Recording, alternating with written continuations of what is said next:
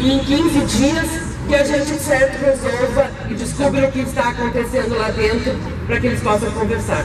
Então nós não argumentamos, porque o que foi combinado foi o seguinte: se não tem proposta nova, nós aguentamos e saímos. E daí eu peço para vocês, mais uma vez, vamos mostrar que nós somos servidores, sim. Que nós somos servidores, sim. E que se eles não sabem fazer a gestão, que nós sabemos fazer a nossa greve. Que nós temos vergonha na cara, sim.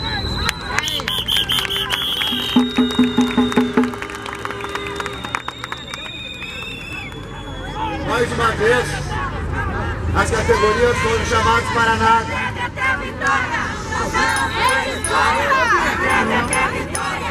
Não tem história! Não tem história!